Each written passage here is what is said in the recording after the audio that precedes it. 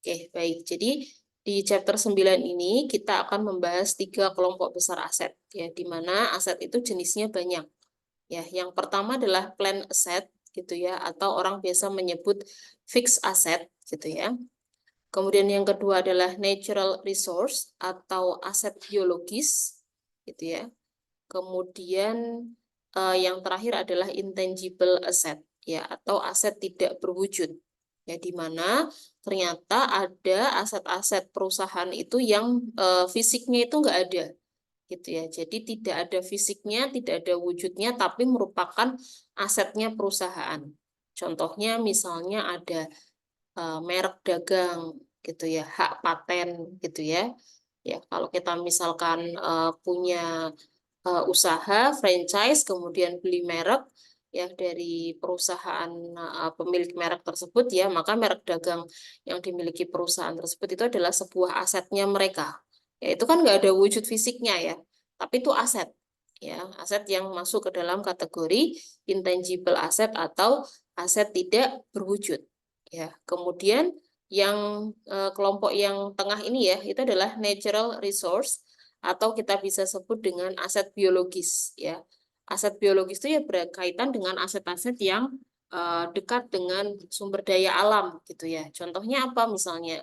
Kalau di perusahaan-perusahaan mining, pertambangan, maka bentuk-bentuk asetnya itu ya sebagian besar adalah natural resource, ya, kayak misalnya ada oil, minyak, gas, gitu ya, pertambangan, mineral, ya, batu dan sebagainya, gitu ya, batu-batuan, gitu ya, itu kan aset biologis. Nah, nanti treatmentnya akan berbeda untuk masing-masing aset. Ya, kalau yang selama ini kita kenal ya di perusahaan jasa, teman-teman juga sudah sempat dikenalkan dengan aset, beberapa aset yang dimiliki perusahaan. Ya, yang disebutkan di situ ya kebanyakan masuknya yang ke kelompok yang pertama ini, yang plan asset atau aset fixed asset, ya, aset tetap. Ya, jadi ada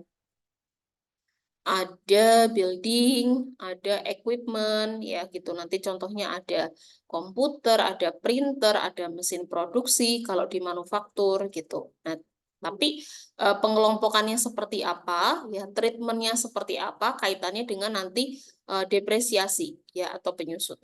Nah, nanti kita bahas masing-masing.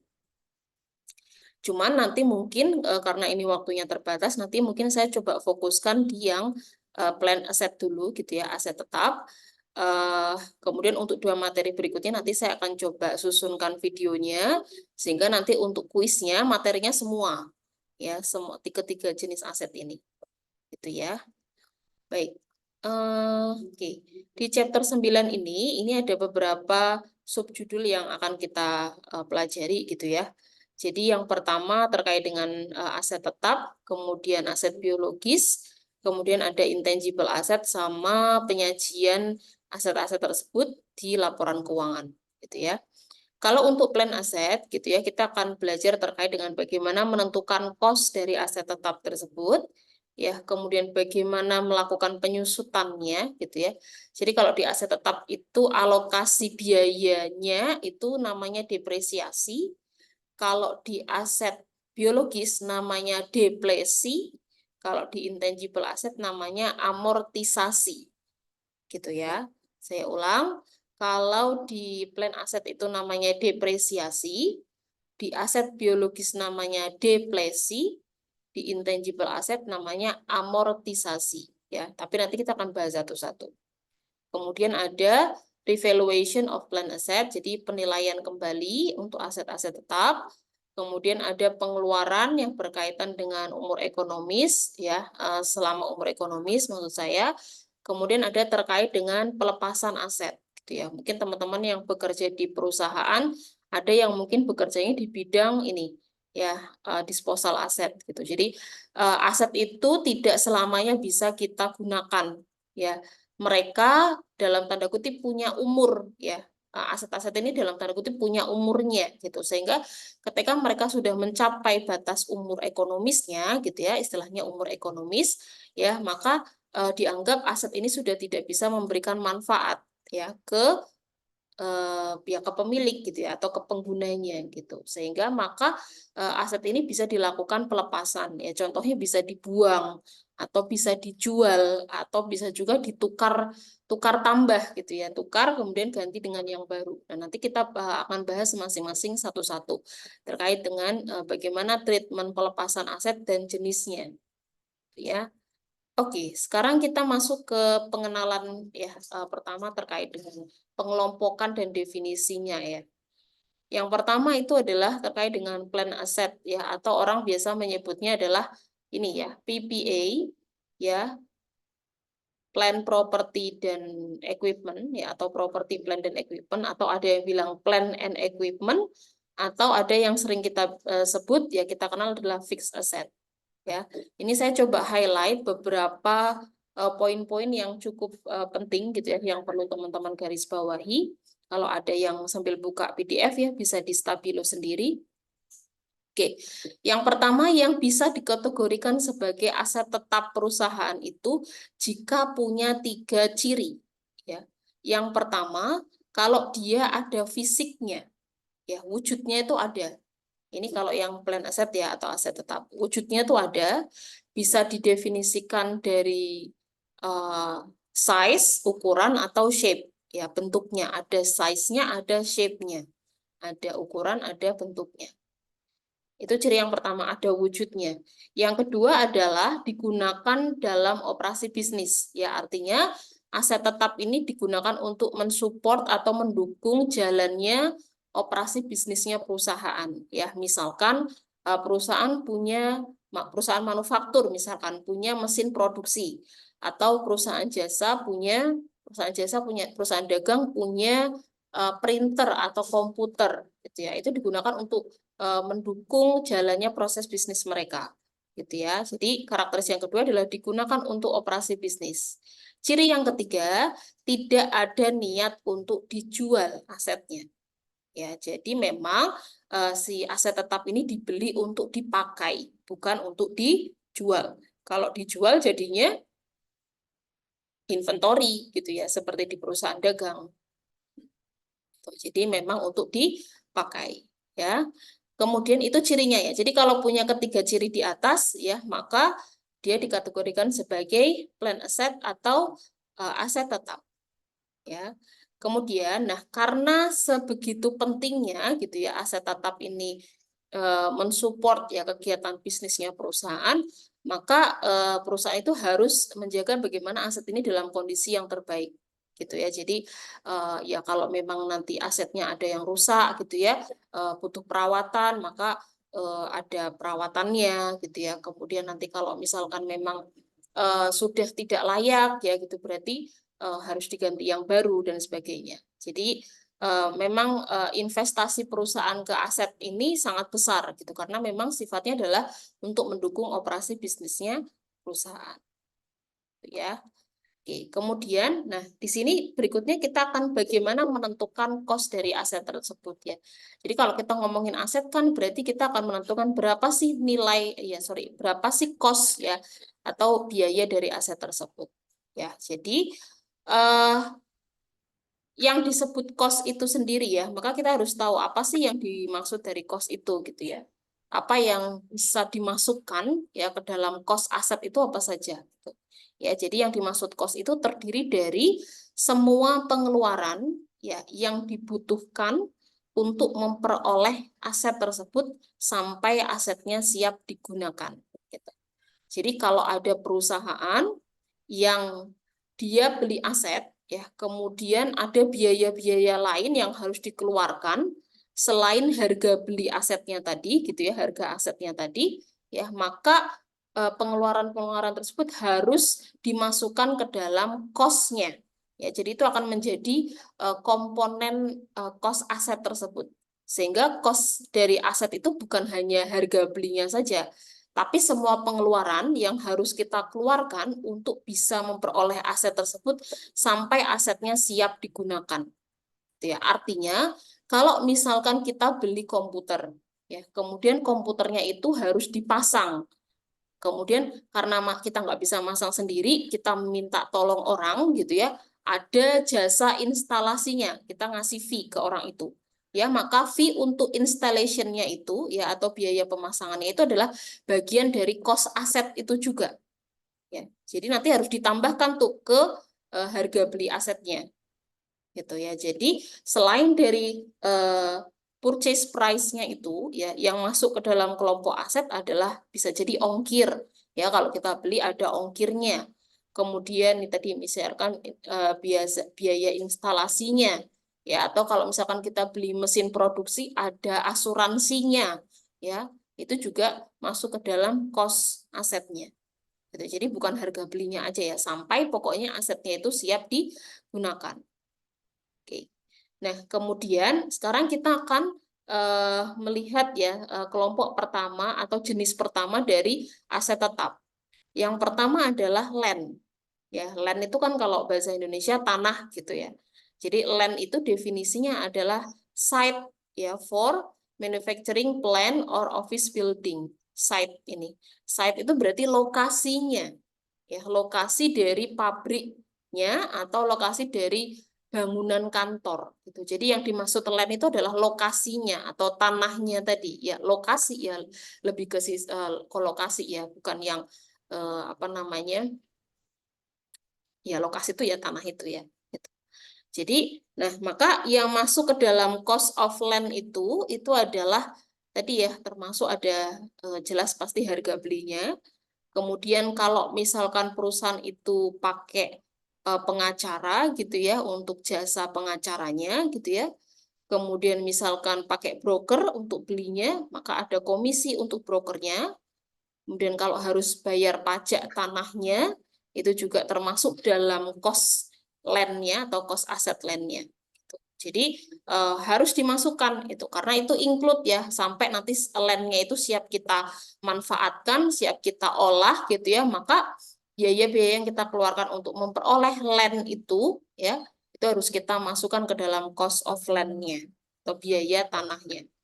Ya, contohnya misalnya ini, kalau harga beli tanahnya itu adalah 50.000, ya harga tanahnya saja, ya kemudian si pembeli itu juga setuju untuk bayar pajaknya sebesar 5.000. Maka biaya cost of land-nya itu adalah harga beli ditambah pajak sebesar 55.000.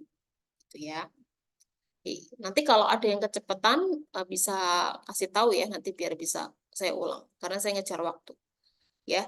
Kemudian, nah maka kalau kita beli tanah, maka di pencatatan atau jurnalnya kita akan mendebit dengan akun land. Nama akunnya tuh tanah gitu, akun land gitu ya. Jadi land pada cash kalau misalkan belinya tunai gitu ya. Land itu adalah bagian dari aset sehingga saldo normalnya adalah debit ya. Oke. Kemudian nah, ini contoh ya. Kalau misalkan ya perusahaan ada melakukan pembelian real estate. Nah, real estate itu kan bayangannya adalah lokasi udah ada bangunannya gitu kan.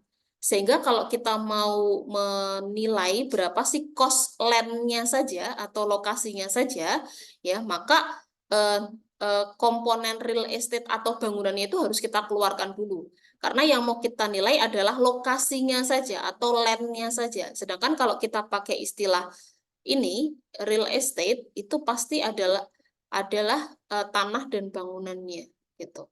Ya, di mana di sini dijelaskan juga ya, nilai real estate-nya adalah 2 juta. Ya, tapi di situ termasuk di dalamnya adalah eh, ada nilai warehouse ya, ada warehouse-nya atau gudangnya di situ ya, jadi ada tanah terus ada gudang gitu ya, warehouse ya itu nilainya adalah sebesar 60.000 di mana nilai asli dari gudangnya itu adalah 75.000 dikurangi dengan residual value-nya atau nilai sisanya 15.000, maka nilai atau cost dari warehouse-nya adalah 60.000. Kemudian tambahan biaya lainnya itu adalah biaya pengacara sebesar 10.000 sama biaya komisi brokernya 80.000 gitu. Kemudian ya, maka berapa yang ditanyakan cost of land-nya? Ya, karena yang ditanyakan hanya tanahnya saja atau lokasinya, maka propertinya tadi ya, warehouse-nya harus kita keluarkan komponennya. Tadi kan nilai real estate-nya 2 juta. Kemudian dikurangi dengan warehouse-nya, cost warehouse-nya 60.000 gitu ya. Kemudian ditambah ya dari biaya pengacaranya, ditambah dengan kita harus membayar komisi ke brokernya sebesar 80.000. Maka total cost of land-nya adalah 2.150.000. Itu ininya kita keluarkan. Ya, karena ini bukan bagian dari land. Ya, karena tadi kan belinya real estate, jadi di tanah itu ada bangunannya. Sedangkan yang mau kita nilai itu hanya biaya dari land-nya saja. Gitu ya. Maka kalau seperti ini nanti di penjurnalannya kita akan mendebit akun land sebesar 2.150.000 dan kreditnya adalah cash kalau transaksinya tunai. Gitu ya. Oke. Nah, kemudian di sini ada istilah land improvement ya. Jadi ada improvement itu apa? Ya, perbaikan gitu ya, perbaikan dari tanah itu. Maksudnya adalah gini, kalau misalkan kita punya tanah, kemudian tanah itu mau kita bangun gitu ya, artinya mau kita bangun sesuatu di tanah tersebut ya, tapi bukan bangunan ya, bukan building ya. Misalnya contohnya bentuknya adalah kita mau bikin jalan dari tanah itu ya, atau mau kita bikin parkiran, atau kita mau bikin pagar ya, pagar di tanahnya itu kita pagerin gitu ya, dikasih apa sih border gitu ya dan sebagainya. Ada dibangun di situ, tapi bukan building ya, bukan bangunan. Maka biaya dari eh, pembangunan tanah tersebut ya itu akan masuk ke dalam biaya-biaya yang harus kita keluarkan ya sebagai cost-nya gitu. Jadi semua pengeluaran gitu ya yang kita keluarkan untuk pembangunan dari tanah tersebut ya itu harus kita hitung juga ya. Nah, kemudian berikutnya adalah aset tetap yang berikutnya selain tadi ada land, tanah, itu ada building ya. Sesuai namanya berarti bangunan ya. Maka yang termasuk ke dalam building itu bisa bentuknya toko, stores, office, kantor, factory, pabrik atau warehouse, gudang atau bisa juga di sini contohnya adalah airplane hangars atau hanggarnya pesawat gitu ya, seperti yang kita miliki di kampus itu. Itu termasuk dari aset building gitu. Nah, kalau perusahaan beli building ya, maka perusahaan akan mendebit akun building ya. Jadi ada akun lagi namanya building. Bentar ya. Oh, ada sini. Kalau tadi akunnya adalah tanah ya, maka akun lain ya aset itu ya adalah building. Nah, sama di sini konsepnya juga ya. Maka kalau di situ kita mengeluarkan biaya biaya selain harga beli dan itu digunakan untuk memperoleh building tersebut sampai siap digunakan, maka itu akan dimasukkan ke dalam um, cost of buildingnya ya atau biaya buildingnya. Itu ya. Termasuk kalau misalnya buildingnya itu dibangun ulang ya, misalnya kita bayar untuk fee arsiteknya gitu ya, atau misalkan kita bayar untuk izin pembangunannya gitu, maka itu akan masuk ke dalam cost of buildingnya, gitu ya. Oke, nah kemudian berikutnya adalah aset yang berikutnya itu, aset tetap berikutnya itu adalah selain tadi land, building, kemudian berikutnya adalah equipment ya. Equipment ini yang sering kita buat contoh ya kalau di soal ya. Jadi equipment itu adalah definisinya adalah aset yang digunakan untuk operasi bisnisnya perusahaan. Misalnya ada furnitur, meja kayu, lemari gitu ya. Kemudian mesin produksi ya, kemudian ada juga eh, kendaraan ya, delivery trucks misalkan ya, kendaraan perusahaan, ada misalnya apa lori dan sebagainya gitu ya, truk ya, atau misalnya kalau di sini contohnya pesawat juga bisa masuk ke equipment. Ya, maka ya sama juga konsepnya ya. Kalau misalkan perusahaan itu mengeluarkan biaya-biaya selain harga beli, ya itu bisa masuk ke um, cost-nya. ya. Misalkan di sini ada harga beli, ya. Kemudian selain itu ada pajak penjualan, ya. Kemudian ada ongkir, ya. Kemudian ada asuransi, ya. Asuransi yang harus dibeli, gitu ya, oleh pembeli. Kemudian, nah, misalkan juga kalau di situ ya termasuk kita harus membayar cost terkait dengan misalnya asetnya itu harus dirakit dulu ya, maka ada biaya untuk perakitan, assembling, atau asetnya harus diinstal dulu ya, karena memang untuk bisa dipakai dia harus ada instalasinya dulu ya, atau pengujian harus diuji dulu ya, maka cost terkait dengan aktivitas ini itu juga bisa dimasukkan ke dalam cost of equipment-nya. Intinya sampai equipment-nya itu siap bisa kita pakai. Gitu ya. Nah, tapi kalau misalnya ya, tadi contohnya misalnya salah satunya adalah kendaraan ya, delivery truck ya kalau untuk equipment. Nah, misalkan kita harus mengeluarkan biaya untuk SIM, ya SIM dari motornya tersebut, atau untuk asuransi kecelakaannya. Maka biaya yang kita keluarkan untuk SIM dan asuransi kecelakaan ini tidak masuk ke dalam cost of equipment. Ya, kenapa? Karena biaya-biaya ini adalah biaya yang sifatnya berulang gitu. Ya, recurring expenditure gitu. Biaya yang sifatnya berulang. Sedangkan kalau kos-kos ini kan hanya sekali kita keluarkan saat mau memperoleh asetnya gitu ya. Sedangkan kalau biaya-biaya SIM, asuransi itu akan dibayarkan berulang selama kita masih memiliki aset tersebut. Gitu. Sehingga nanti kita masukkan biaya-biaya ini bukan ke cost asetnya, tapi ke expense, ya, ke beban. Itu, ya. Nah, kita kasih contoh. Contohnya ini, misalkan kalau yang untuk menghitung cost ya, misalkan di sini dia beli mesin produksi, ya, kemudian dia harus bayar pajak, bayar asuransi pengiriman, ini asuransinya maksudnya insurance shipping ya, kemudian biaya instalasi dan testingnya. Maka total cost dari mesinnya adalah kita jumlahkan semua 545. Ini semua pengeluaran yang harus kita keluarkan sampai asetnya bisa kita gunakan.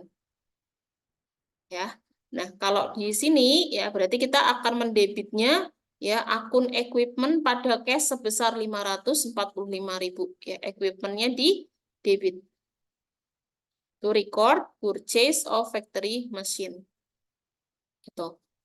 Nah, kalau yang berikutnya kita akan disajikan contoh bagaimana ada cost ya yang harus kita keluarkan juga tapi tidak kita masukkan dalam cost asetnya.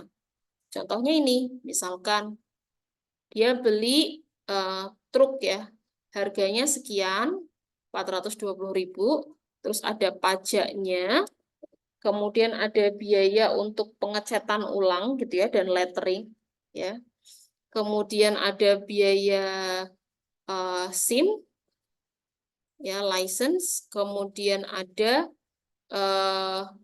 ini asuransi dibayar di muka ya, 3-year accident insurance ya, 3 tahun asuransi dibayar di muka, kita bayar dulu di awal. Maka yang bisa kita masukkan sebagai cost asetnya itu hanya harga beli jelas ya, kemudian pajaknya sama biaya untuk painting dan lettering. Sedangkan untuk SIM sama asuransi dibayar di muka ini tidak bisa kita masukkan ke cost. Gitu ya. Kalau untuk biaya SIM kita masukkannya ke expense, sedangkan yang asuransi kecelakaan ini kita masukkan ke prepaid asset ya, atau aset dibayar di muka. Gitu ya. Karena tadi dia bayarnya untuk 3 tahun ke depan kan, sudah dibayar di awal. Gitu. Ya, jadi nanti kita akan menjurnalnya seperti ini, ya. Equipmentnya 438.200, tapi kita mengkredit cash-nya sebesar 455.000. Karena memang kita mengeluarkan biaya atau cash sebesar pengeluaran ini semua. Ya, kita total semua ini totalnya adalah cash yang harus kita keluarkan 455.000. Tapi nilai equipment-nya itu sendiri hanya 438.200. Ya, sedangkan yang lain itu kita golongkan sebagai expense sama prepaid insurance. Ya, ini sama-sama ini aset ya, prepaid insurance ini bagian dari aset, license expense ya berarti expense ya. Kita debit semua, kreditnya adalah cash. Itu ya, jadi ini adalah jurnal untuk mencatat pembelian truk dan pengeluaran yang berkaitan dengan pembelian tersebut. Itu ya. Oke. Nah, kemudian di sini kita akan ngomongin depresiasi. Ya, jadi depresiasi itu kalau kemarin di perusahaan jasa teman-teman sudah sekilas belajar ya terkait dengan depresiasi ya. Konsep dari depresiasi sendiri itu adalah bahwa aset itu tidak selamanya yang tadi saya sebutkan ya, aset tidak selamanya bisa kita gunakan dan nilai aset akan berubah ya, tidak akan sama seperti nilai aset saat pertama kali kita beli ya. Misal saya beli laptop ya tahun 2014. Sekarang sudah tahun 2024, berarti sudah 10 tahun berlalu ya. Maka nilai laptop saya ya dari awal saya beli di 2014 itu tidak akan sama dengan nilai laptop yang sekarang. Ya, karena ada penggunaan ya. Saya menggunakan laptop itu setiap hari untuk bekerja gitu ya, untuk mengajar ya, maka nilainya tidak akan sama dengan seperti saya pertama kali beli ya. Mungkin laptopnya sudah tergores, keyboardnya sudah ada yang geser ya, atau mungkin eh, ini ya apa namanya, cara kerja laptopnya itu sudah tidak secepat ya pertama kali saya beli tuh ya. Jadi sudah berbeda ya, sehingga di situ ada nilai yang harus kita susutkan ya dari masa penggunaan aset tersebut.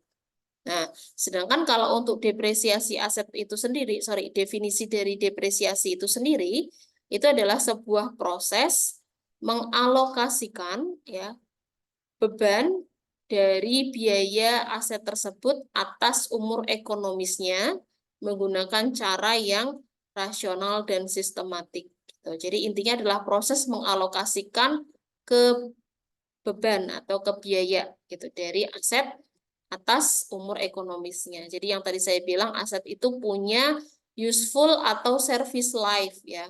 Karena kan aset itu memberikan manfaat ke penggunanya atau ke pemiliknya, ke pengguna lah ya. Bisa jadi tidak hanya pemilik saja yang menggunakan aset tersebut. Ya, maka aset itu punya umur atau kita sebut dengan useful life. Oke, nah ini contohnya, misalnya kita beli aset, kemudian kita mendepresiasikan atau menyusutkannya setiap tahun. Ya, biasanya aset disusutkan setiap tahun. Oke.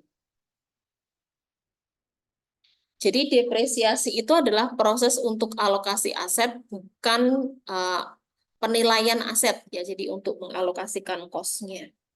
Gitu. Nah, kemudian depresiasi itu dilakukan untuk 3 kelompok aset tetap ya. Jadi ada aset tetap yang bisa disusutkan atau kita sebut dengan depreciable aset, aset yang bisa disusutkan. Yang pertama adalah building, saya sebut ini dulu ya, building, ada bangunan itu nanti akan didepresiasi. Kemudian equipment itu juga didepresiasi. Dan satu lagi adalah land improvement. Ya, jadi ada improvementnya di belakang. Ya, tapi kalau land saja, ya land itu, Hah? Kenapa? Sebentar ya teman-teman.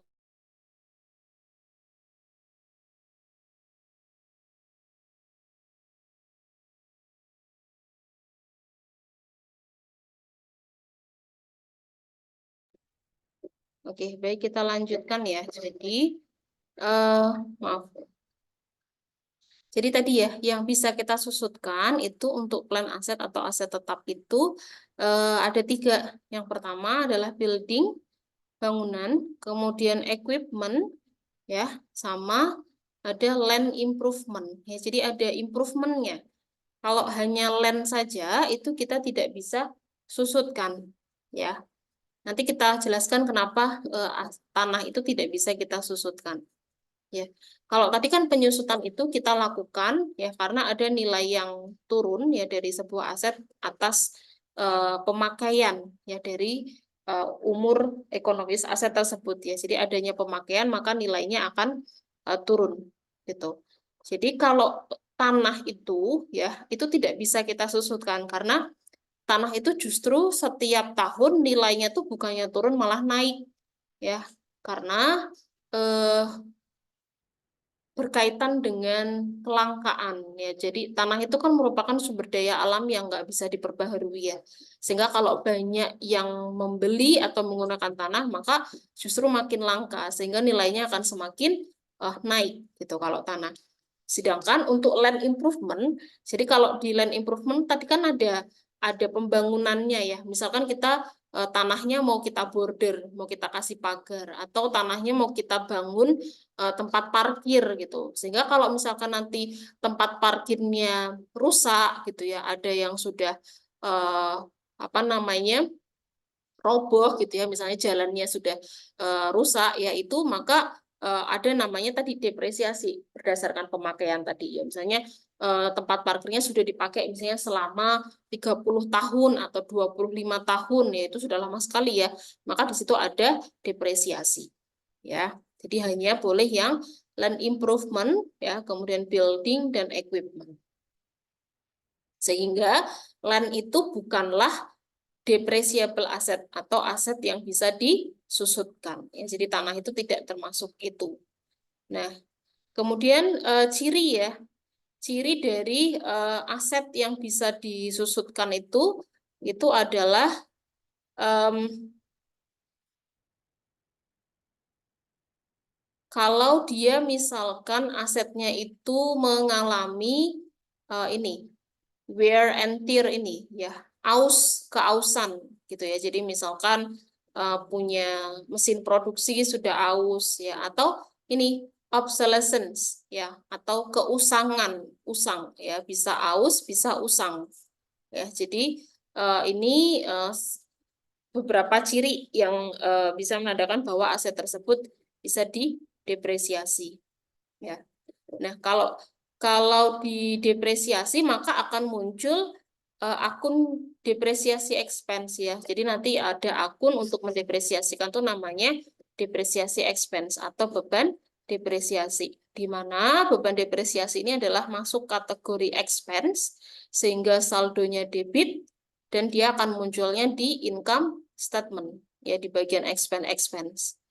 Sedangkan kan nanti kita menjurnalnya tuh kan depresiasi expense pada akumulasi depresiasi ya. Benar kan ya?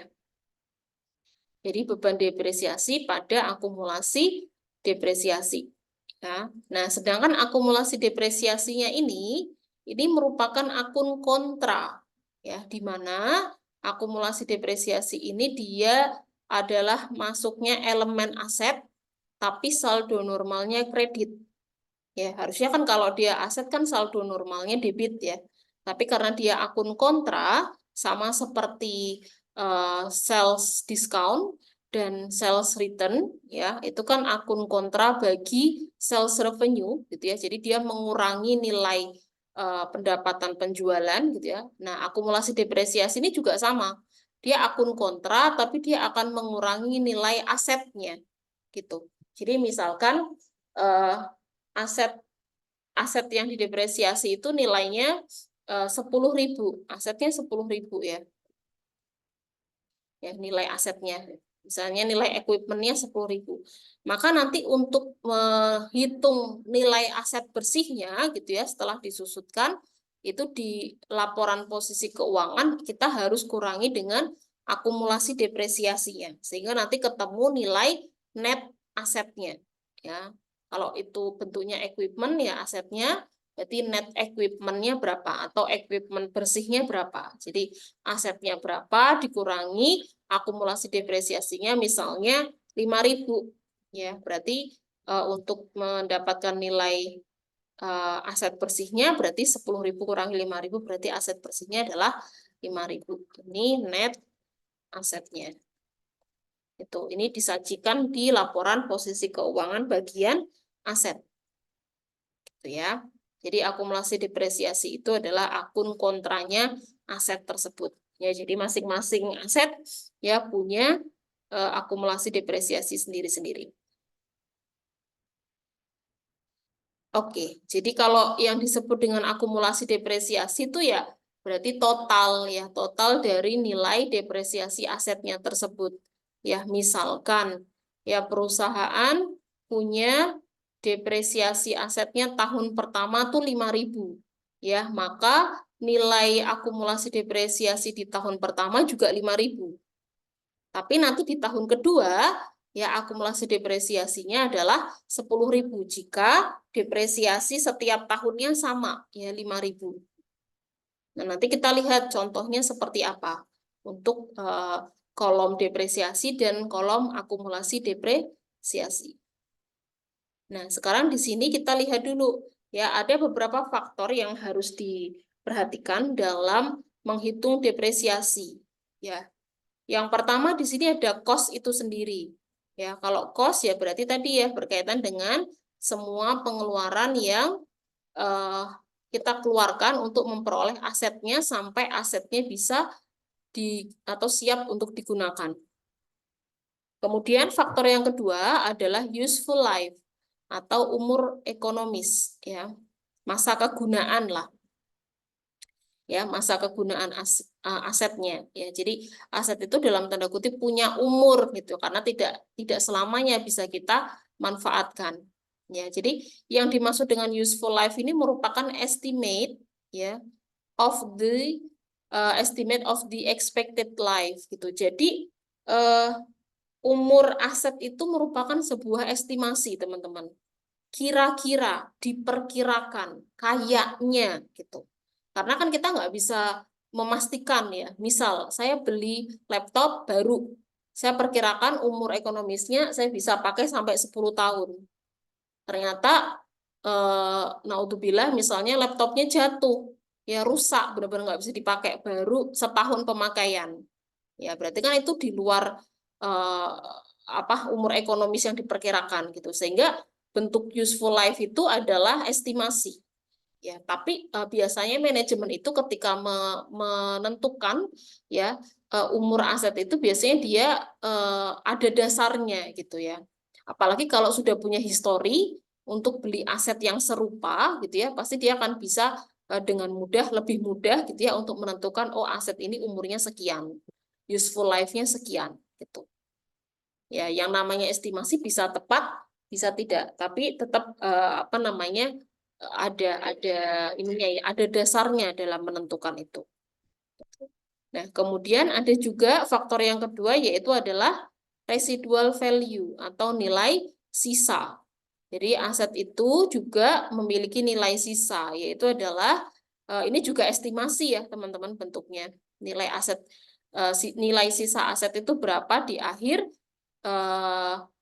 umur ekonomisnya gitu. Jadi kalau umur ekonomisnya sudah habis, nah 10 tahun dia punya nilai sisanya itu berapa sih? Nilai sisa asetnya itu berapa gitu. Ya. Nah, residual value ini istilah lainnya adalah salvage value. Sama juga artinya adalah nilai sisa. Gitu ya. Nah, kemudian ini ya. Ini tadi sudah dibahas. Nah, berikutnya adalah metode. Jadi, metode depresiasi. Ya, ada 3 jenis metode depresiasi yang bisa dipakai oleh perusahaan. Dan semuanya acceptable. Ya, under IFRS. Artinya boleh mau pakai metode yang mana aja tuh sah. Ya, tapi kuncinya satu. Ya, kalau manajemen itu sudah memilih satu metode penyusutan ya untuk aset di perusahaannya, ya maka dia harus konsisten menggunakan itu secara terus, ya harus menggunakan itu secara konsisten. Artinya tidak boleh berubah-ubah. Misalnya tahun ini ya pakai straight line, tahun depan pakai declining balance gitu, ya tidak maka tidak konsisten ya. Sedangkan kalau tidak konsisten itu maka akan mengurangi comparability-nya, artinya tidak bisa dibandingkan ya hasilnya. Ya, jadi laporan keuangannya itu tidak bisa kita bandingkan kalau metodenya berbeda. Gitu. Jadi perusahaan itu atau manajemen itu silahkan diberikan kesempatan untuk memilih metode depresiasi mana yang sesuai dengan asetnya. Gitu. Ya, tapi sekali dia pakai satu metode, dia harus konsisten untuk aset tertentu tersebut. Gitu ya. Nah, ada 3 metodenya, straight line, units of activity, sama declining balance. Nah, nanti yang akan dipakai di modul teman-teman itu, kalau tidak salah adalah yang pertama, yang straight line method. Ya, karena ini cukup mudah untuk diterapkan. Ya, jadi teman-teman nanti untuk yang penyusunan modul perusahaan dagangnya itu, kalau inventorinya pakai average ya kemarin ditentukan, untuk depresiasi asetnya pakai yang straight line. Nah, nanti ini juga akan muncul di kebijakan akuntansi modulnya. Ya, dikasih tahu tuh untuk aset tetap penyusutannya pakai apa. Itu harus diinformasikan di kebijakan akuntansinya. Ya. Oke. Nah, kemudian kita akan lihat ya di sini bagaimana cara menghitung formula ya atau perlakuan untuk masing-masing metode. Nah, untuk ketiga metode itu kita menggunakan data yang sama. Kita pakai data ini ya untuk ketiga metode. Ya, jadi misalkan ada aset ya, dia beli truk ya, dibeli di tanggal 1 Januari 2014, awal tahun ya. Awal tahun 2014. Harganya 13.000.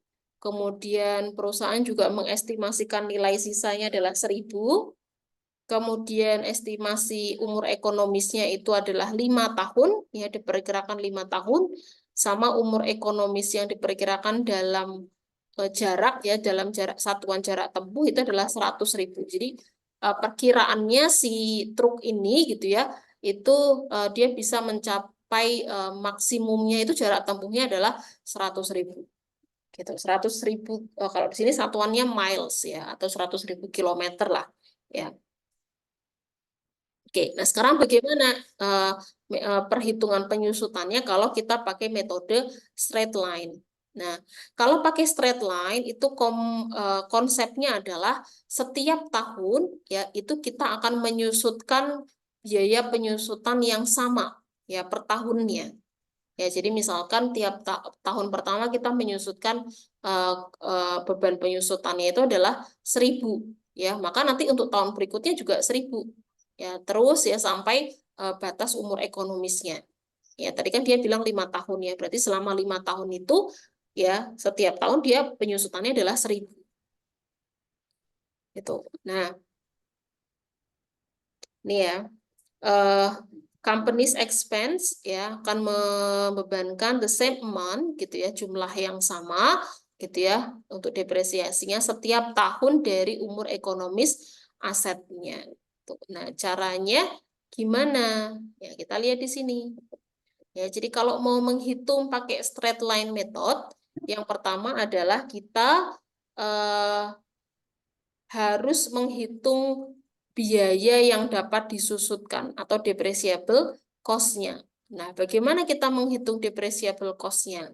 Ya, jika perusahaan ya dapat menentukan nilai sisanya atau residual value atau salvage value-nya, ya nama lainnya adalah salvage value, maka cost ya atau biaya atau harga dari harga perolehan dari si asetnya itu kita kurangkan dulu dengan nilai sisanya. Ini kan estimasi ya, nilai sisanya sekian di akhir gitu. Maka costnya berapa, kita kurangkan dengan nilai sisanya, ya estimasi nilai sisa, maka ini adalah cost yang dapat disusutkan ya atau depreciable cost-nya. Kemudian untuk kita bisa mengetahui berapa sih ya beban penyusutan per tahunnya, maka 12.000 ini harus kita bagi dengan selama umur ekonomis asetnya. Tadi dikatakan bahwa truk ini perkiraannya dia umur ekonomisnya adalah 5 tahun. Berarti total biaya penyusutannya ini kan kita bagi 5 tahun. Sehingga kita tahu biaya penyusutan per tahunnya itu berapa. Annual depreciation expense-nya itu berapa. Oh, ternyata setiap tahun kita harus menyusutkan sebesar 2.400 atas aset truknya tadi, delivery truknya tadi. Gitu ya. Nah, sekarang kita lihat di sini ya di eh, tabel penyusutannya ya untuk yang metode straight line. Nah, ini kan ada 5 tahun ya. Nah, karena di sini kita belinya tadi di awal tahun, ya Januari tanggal 1 ya, maka untuk menghitung 5 tahun tuh berarti 2014-nya dihitung, karena kan di awal tahun ya. Berarti kan 2014, 15, 16, 17, 18, 5 tahun ya. Jadi ini sampai 2018, beban depresiasi per tahunnya sama, 2.400, nggak berubah. Ya. Jadi ini yang kita susutkan setiap tahun. Ini nilai depresiasinya. Nah, kalau kita mau pakai tabel depresiasi seperti ini, ya maka kita membutuhkan adanya tarif depresiasi. Nah, tarif depresiasi ini ngitungnya adalah sebenarnya kan kita pakai ini bisa ya, langsung ketemu tiap tahun. Tapi kalau kita mau pakai ini, kita bisa juga menggunakan ini kan alternatively, jadi bisa juga pakai ini, pakai tarif depresiasi. Tarif depresiasi kita ngitungnya adalah dari 100% dibagi dengan umur ekonomisnya 5 tahun. Sehingga setiap tahun itu tarif depresiasinya adalah dibagi dengan atau dikali dengan ini ya 20%. Ketemunya 2.400 per tahun ya, ini biaya penyusutannya atau depresiasi expense-nya. Nah, kemudian kita juga perlu menghitung akumulasi depresiasinya. Ya, berapa sih total depresiasi asetnya atau akumulasi depresiasinya per tahun. Maka kita buatkan ya di sini kolomnya. Untuk 2014, ya akumulasi depresiasinya sama dengan beban depresiasi 2.400, 2.400. Tapi nanti di tahun kedua sudah akan berubah nih akumulasi depresiasinya. Ya, karena sudah di tahun kedua. Ya, jadi 2.400 tambah 2.400 ketemunya 4.800. Begitu juga dengan tahun ketiga. Ya, 4.800 ditambah 2.400. Tapi beban depresiasi setiap tahun tidak berubah. Sama, karena pakai straight line method. Ya, pakai metode garis lurus. Nah, kemudian kolom berikutnya kita juga harus menghitung book value ya atau nilai buku aset. Ya, apa itu book value? Book value itu adalah nilai aset setelah dikurangi penyusutan.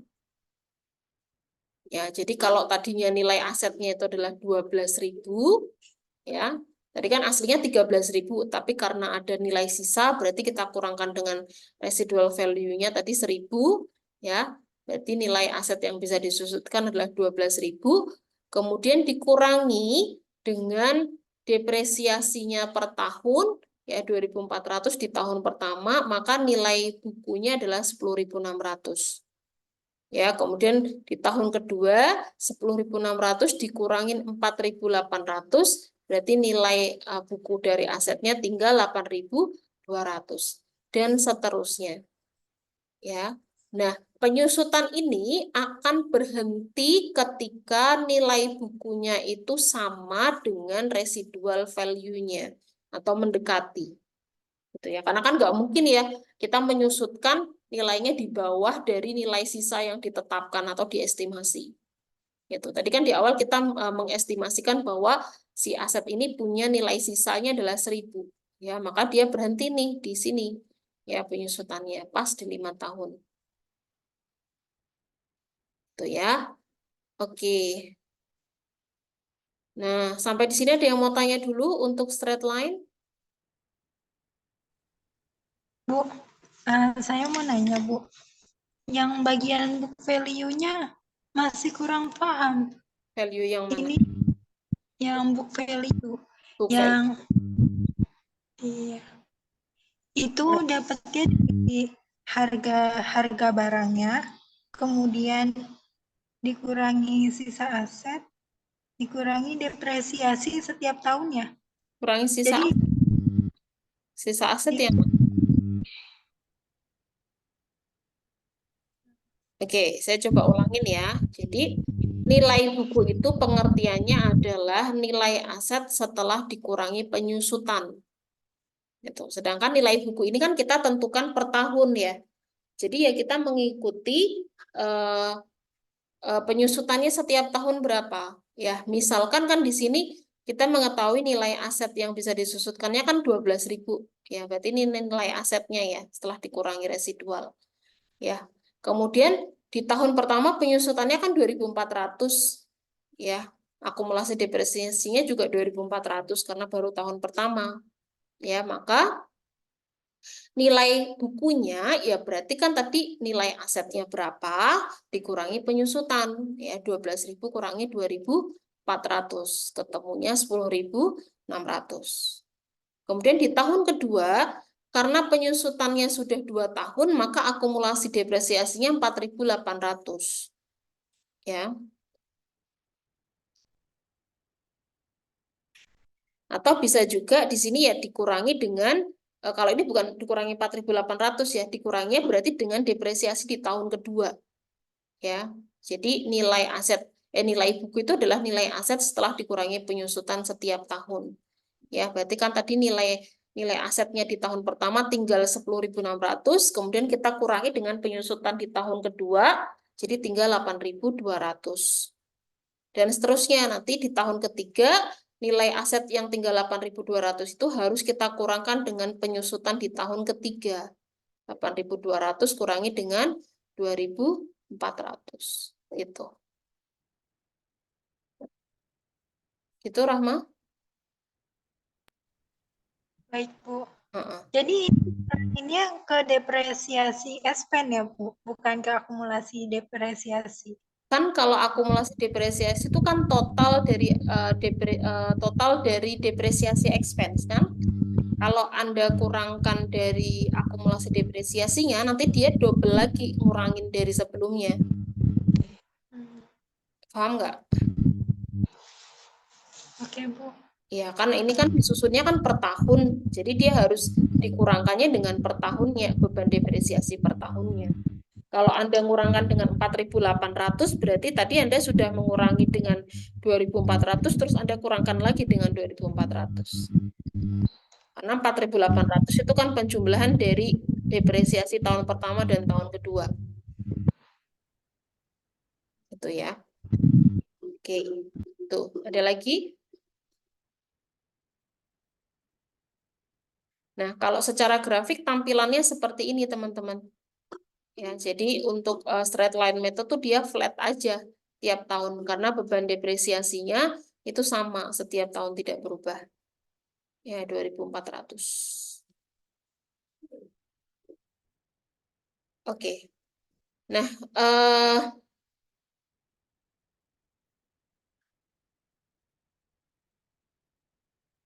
ini ya, the book value. Nih, the book value at the end of the useful life is equal to the expected ya residual value gitu. Jadi nilai buku aset di akhir masa umur ekonomis asetnya itu akan sama dengan estimasi dari residual value-nya. Nah, sekarang pertanyaannya, kalau misalkan asetnya itu dibelinya tuh di pertengahan tahun gitu, bukan di awal tahun. Kalau tadi kan di tanggal 1 Januari, jadi kita ngitung 5 tahunnya tuh enak. Tahun 2014-nya itu full 12 bulan gitu. Nah, tapi gimana kalau kita belinya misalnya di bulan Juni, bulan Mei, artinya di tahun 2014-nya itu tidak full 12 bulan. Ya, maka kita harus menghitung disesuaikan dengan bulannya. Ya, untuk tahun 2014 saja ya. Sedangkan nanti untuk tahun 2015 sampai 2018 sama. Karena kan sudah setahun-setahun. Ya, tapi kalau 2014 ketika pembelian, karena dia belinya tidak di 1 Januari, maka kita harus menghitung bulannya dulu ya untuk tahun 2014. Misal, di tahun 2014 dia belinya April, ya 1 April. Maka di 2014 itu hanya ada 9 bulan. Ya, dihitung dari bulan April sampai Desember. Ya, 9 bulan di tahun 2014. Sehingga untuk menghitung depresiasi tahun 2014, yang 2014 saja ya, jika dia belinya dari April, ya, maka ngitungnya adalah 12.000 dikali tarifnya, ya, tadi ya 100% bagi 5 tahun, dikali dengan 9/12. Itu untuk tahun 2014. Ya. Sedangkan untuk tahun 2015 sampai 18 sama ngitungnya kayak gini, karena sudah full 1 tahun. Full 12 bulan maksudnya. Gitu ya. Oke. Nah, kemudian, straight line ini simple to apply gitu ya. Jadi sederhana untuk diaplikasikan sehingga banyak yang menggunakan metode ini. Gitu. Oke. Nah, berikutnya itu adalah saya agak sedikit ini ya, kebut. Maksudnya nanti kalau ada pertanyaan tetap boleh disampaikan saja langsung gitu, tapi saya coba jelaskan dulu. Ya. Metode yang berikutnya itu adalah terkait dengan metode depresiasi yang disebut dengan units of activity. Ya, jadi units of activity ini adalah metode depresiasi yang digunakan untuk aset-aset ya yang umur ekonomisnya itu biasanya lebih relevan ya jika diukur dengan unit of production ya, jadi unit yang diproduksi ya, atau bisa jadi berkaitan dengan machine hours, jam mesin ya. Misalkan ada aset yang dia itu umur ekonomisnya itu adalah ditentukan dengan banyaknya unit yang diproduksi ya, atau misalkan di aset yang diukur umur ekonomisnya itu dengan satuan tadi ya, lamanya dia bekerja jam gitu ya. Jadi misalnya ada mesin produksi di perusahaan ya, estimasi umur ekonomisnya itu adalah dia bisa bekerja, kapasitas maksimumnya itu adalah misalnya 100.000 jam ya, lebih dari itu dia sudah tidak bisa gitu ya. Jadi untuk aset-aset yang tipenya seperti ini ya, maka dia akan lebih tepat jika metode penyusutannya itu menggunakan metode unit of activity. Ya, jadi ini tadi. Kalau ada ya yang aset yang useful life-nya itu diukur ya menggunakan satuan unit of production ya atau penggunaan ya dari masa penggunaannya. Misal ya berkaitan dengan units of output gitu, atau machine hours gitu ya, lamanya jam gitu ya, mesin produksi bekerja dalam jam, atau misalnya ini miles driven atau jarak tempuh ya, berdasarkan jarak tempuh gitu, atau hours in use ya, jam penggunaan gitu. Jadi kalau ada aset-aset yang dia umur ekonomisnya itu lebih relevan ya diukur dengan satuan-satuan berikut ya, maka dia lebih cocok metode penyusutannya itu pakai ini gitu ya. Contohnya apa, misalnya mesin produksi gitu ya, itu biasanya pakai units of activity karena berkaitan dengan unit of production atau units of output gitu. Sedangkan untuk building dan furnitur gitu ya, itu tidak cocok kalau pakai metode ini. Karena biasanya untuk building, furnitur, equipment, ya equipment tuh ya tertentu misalnya terkait dengan apa ya, printer ya, atau misalnya komputer gitu ya, itu dia biasanya lebih relevan kalau diukurnya pakai time, year gitu ya, 5 tahun, pakai tahun gitu ya, 5 bulan gitu ya, maka nggak cocok kalau pakai metode ini ya. Maka cara menghitungnya gimana ya kalau untuk metode units of activity ya, misalkan contohnya di sini si perusahaan ini membeli truk ya dengan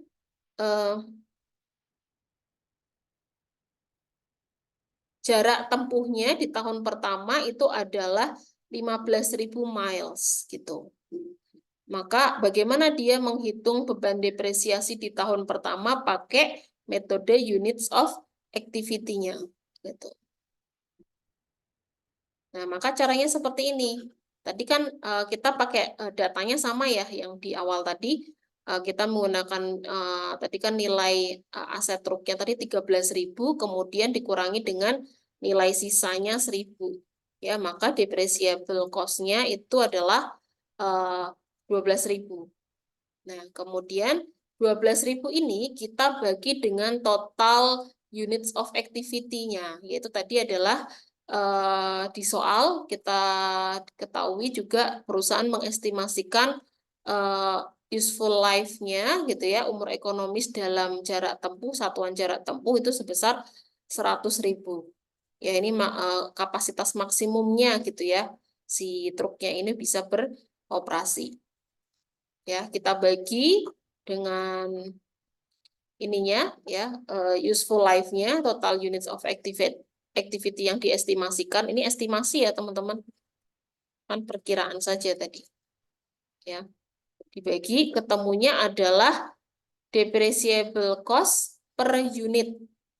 Ya, yaitu ketemunya adalah 0,12 euro per unit. Nah, kemudian kita kalikan untuk kita mengetahui berapa sih beban penyusutan per tahunnya, ya 0,12 ini kita kali dengan jumlah capaian jarak tempuh di tahun tersebut. Ya, ini kan kita mau ngitung beban depresiasi di tahun pertama jika di tahun tersebut itu truknya itu sudah mencapai 15.000 kilometer atau 15.000 miles untuk jarak tempuhnya di first year-nya. Ya, maka kita kalikan nih. Maka depresiasi per tahun ya itu sebesar 1.800. Depresiasi tahun tersebut adalah 1.800. Nah, kemudian ini untuk tahun pertama ya. Jadi tahun tersebut beban depresiasinya adalah 1.800. Nah, bagaimana kita menyusun tabel depresiasi jika pakai units of activity-nya? Maka di sini kita harus mengestimasikan atau kita bisa menentukan, bukan mengestimasi, kita menentukan jarak tempuhnya setiap tahun tuh dia sudah mencapai berapa. Gitu. Tadi kan ini 15.000 itu adalah jarak tempuh ya yang sudah dicapai oleh si truknya di tahun pertama. Nah, maka kalau kita mau membuat tabel depresiasi ini untuk misalnya 5 tahun ya karena tadi umur ekonomisnya 5 tahun ya, maka kita harus mengetahui ya capaian jarak tempuh si truk tadi setiap tahunnya berapa. Maka di sini ya ini merupakan jarak tempuh yang kita tentukan atau yang kita perkirakan. Misal di tahun 2014 tadi sudah mencapai 15.000. Ya, di tahun kedua dia sudah mencapai 30.000 dan seterusnya. Maka jarak tempuh ini atau yang masuk ke dalam units of activity ini kita kalikan dengan depreciation cost per unit ya, ketemu nanti beban depresiasi per tahun. Ya, kemudian kita juga menentukan atau menghitung akumulasi depresiasi ya sama. Ini tahun pertama 1.800, tahun keduanya berarti 1.800 tambah 3.600. Total akumulasi depresiasi di tahun kedua adalah 5.400. Nilai sisanya berarti asetnya 15.000 kita kurangkan dengan 1.800 ya. Benar ya? 15.000 kurang 1.800 berapa? Sorry. Oh, sorry. Ini bukan units of activity-nya ya. Sorry. 13.000 ya. Jadi yang kita kurangkan adalah nilai asetnya. Jadi 11.200 ini dari 13.000 dikurangi dengan total depresiasi per tahunnya 1.800. Ya, ini nilai asetnya kan tadi 13.000. Kalau di metode, sorry ya, tadi saya belum menyebutkan ya. Kalau di metode units of activity, ini kita tidak kurangkan dengan nilai sisanya ya teman-teman. Mana tadi ya? Ini ya, jadi tadi 13.000 kurangi dengan 1.800. Oke, dan seterusnya ini untuk nilai sisa asetnya. Gitu. Kalau ini kan bukan 15.000 ya, karena 15.000 ini adalah jarak tempuhnya, bukan nilai asetnya. Gitu. Maka kita sekarang perhatikan kalau tadi di straight line ya, itu beban depresiasi per tahunnya itu sama, maka grafiknya itu flat ya. Tapi kalau di units of activity-nya itu setiap tahun itu bervariasi, kadang naik, kadang turun ya beban depresiasinya. Sehingga grafiknya seperti ini. Itu ya. Ini untuk yang depresiasi metode units of activity. Untuk aset-aset yang memang useful life-nya itu lebih relevan ya diukur dengan satuan-satuan yang saya sebutkan tadi. Ada units of output, ya ada machine hours, ada jarak tempuh, ya ada hours in use, ya penggunaan, ya jam penggunaan gitu. Ya berkaitan dengan activity, ya units of activity. Itu cocok kalau pakai metode ini, depresiasinya. Nah, kemudian metode yang berikutnya,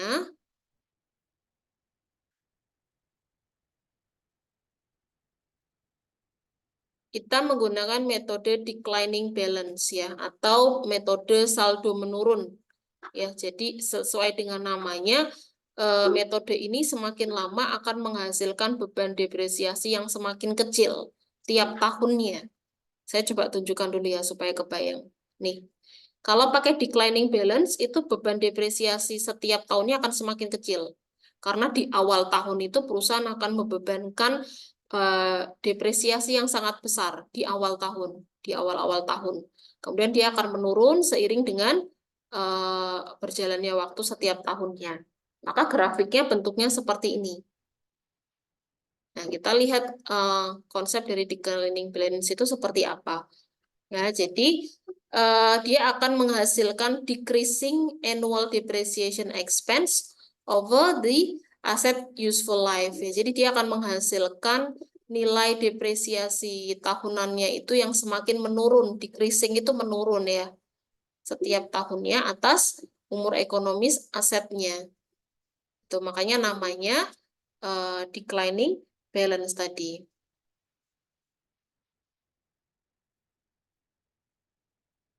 Oke. Nah, kita lihat di sini ya. Untuk metodenya ya.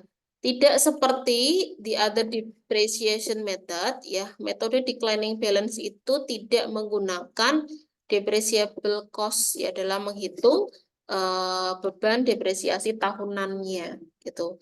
Dia juga mengabaikan adanya residual value ya kalau pakai metode declining balance ya. Nah, kita lihat nih di sini. Caranya gimana untuk menghitung pakai metode declining balance ya. Nah, dalam declining balance itu satu metode yang biasanya dipakai itu namanya adalah double declining balance, teman-teman. Jadi dia kita kalikan dengan 2, ya memang seperti itu metodenya. Jadi yang biasanya dipakai itu adalah double declining balance method gitu ya. Jadi misalkan di sini kita menggunakan data yang tadi yang sama gitu ya untuk menghitung beban depresiasi. Itu kalau tadi pakai straight line itu tarifnya adalah 20%, maka kalau pakai declining balance itu kita tarifnya jadi 40% karena dikali 2 ya, double tadi ya. 20% kali 2 jadi tarifnya jadi 40%. Ya, sehingga untuk menentukan beban depresiasi tahunannya itu nilai bukunya berapa, nilai asetnya berapa ya. Karena tadi kita mengabaikan nilai sisa, berarti enggak kita kurangkan dengan 1.000 ya, masih 13.000. Kita kali dengan tarif double declining balance-nya 40%, maka beban depresiasi tahunannya adalah 5.200 ya. Sedangkan untuk penyusunan tabelnya kita buat seperti ini. Ya.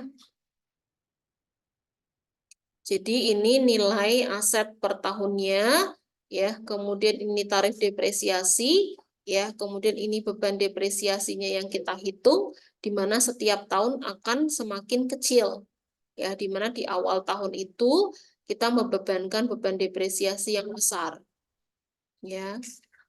Jadi metode ini itu biasanya dipakai untuk aset-aset yang memang diperkirakan dia akan bisa memberikan manfaat yang besar di awal-awal tahun umur ekonomisnya. Sehingga kan pemakaiannya akan lebih banyak ya, lebih sering.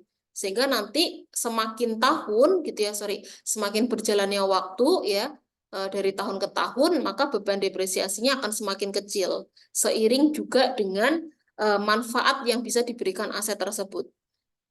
Ya, itu kalau pakai double declining balance ya. Jadi mengapa di sini di awal tahun itu beban depresiasinya besar, terus kemudian agak besar, kemudian kecil, kecil, kecil, makin kecil gitu ya.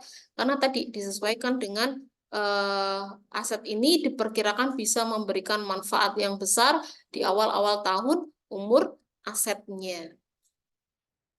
Gitu ya.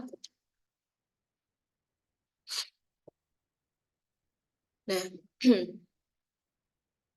ini ya. Jadi di sini disebutkan ya bahwa ini sangat apa namanya istilahnya sesuai gitu ya untuk aset-aset yang dia memiliki higher benefit gitu ya. Jadi kalau misalkan di awal-awal tahun itu in early years gitu ya, aset ini bisa memberikan manfaat yang besar gitu ya. Sehingga dia akan penyusutannya juga besar gitu. Dan dia akan menurun seiring di berjalannya tahun. Oke. Karena ada juga ya, ada beberapa aset yang dia itu ya istilahnya tadi ya, dia akan aus gitu ya, atau dia akan usang secara cepat gitu. Jadi dia memang di awal tahun itu dia akan memberikan manfaat yang besar, tapi dia juga cepat juga usangnya gitu. Ada juga aset-aset yang seperti itu. Sehingga untuk aset-aset yang memiliki karakteristik seperti itu, ya disarankan dia untuk menggunakan metode yang declining balance. Gitu. Gitu ya teman-teman. Jadi itu untuk metodenya. Nah, kemudian terakhir ini untuk perbandingan ya dari ketiga metode tersebut. Ini adalah perbandingan dari masing-masing metode untuk beban depresiasinya. Di mana kalau untuk straight line itu setiap tahun sama, ya kemudian untuk units of activity itu bisa bervariasi beban depresiasi per tahunnya, sedangkan untuk declining balance itu semakin menurun ya, setiap tahun sesuai dengan namanya. Declining itu kan artinya menurun. Ya, jadi di awal tahun itu besar beban penyusutannya, kemudian semakin apa namanya nambah tahun itu semakin kecil. Tapi depreciable cost-nya itu sama. Ya, sama-sama 12.000. Gitu. Ya, jadi untuk ketiga metode ini semuanya boleh dipakai. Maksudnya perusahaan boleh memakai metode apapun gitu ya, bisa pilih yang manapun, tapi tadi ya harus konsisten. Nah, ini polanya ya kalau digambarkan secara visual. Yang merah ini straight line, yang hijau ini units of activity karena beragam, yang menurun ini yang biru itu yang declining balance. Itu ya. Oke. Nah, mungkin untuk pembahasan metode depresiasi dan aset tetap kita cukupkan dulu ya. Nanti untuk materi berikutnya terkait dengan ada pelepasan aset, kemudian penilaian aset, nanti bisa dicek di video rekaman yang nanti akan saya susun, termasuk di situ terkait dengan aset biologis dan intangible aset. Ya karena pembahasannya masih panjang, sedangkan waktunya terbatas ya untuk sesi malam ini. Oke, saya stop dulu ya ininya rekamannya.